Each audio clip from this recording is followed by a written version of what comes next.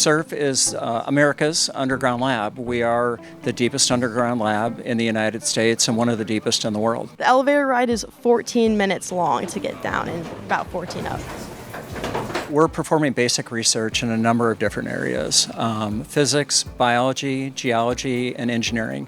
And we're located today in the Davis campus, which is our main underground operational physics lab.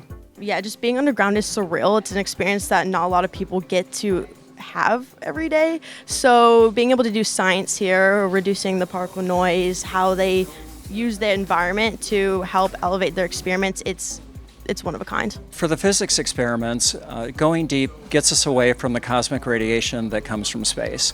And that cosmic radiation, while it doesn't harm us as humans, it's a major noise source for the physics experiments that we're trying to operate.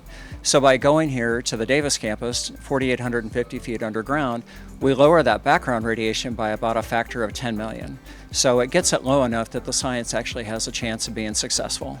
The most notable experiment that we're working on right now is the construction of the Deep Underground Neutrino experiment located about a kilometer from where we're standing on the 4850 level. And this is the largest science experiment ever attempted on U.S. soil. Through studying neutrinos, we're trying to figure out really what happened at some of the earliest stages of the universe and why we live in a universe that's dominated by matter. We are a 24/7 operation. These are the biggest underground excavations at this depth in the world.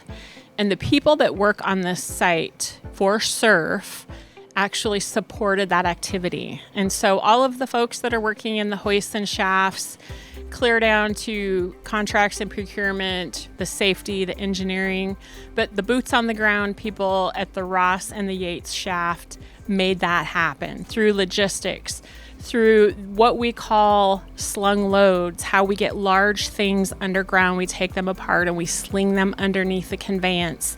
That is not something that you just jump in your pickup and you come up here and you do. That is something that takes weeks of planning and really some hard work to make those functions of our underground operation work. The scale is enormous, and so it involves detectors that are located here at SURF, almost a mile underground, and then Fermilab, which is the lead national laboratory for the DUNE experiment, is modifying their accelerator to produce a beam of neutrinos that will be directed through the Earth at these detectors located at SURF. So really 800 miles away, they'll be generating human-made neutrinos and shooting them at detectors that we have here. And again, trying to understand what happened at the earliest stages of the universe as those neutrinos are detected, and we see how they've changed in that 4 millisecond flight from Chicago to Leeds, South Dakota.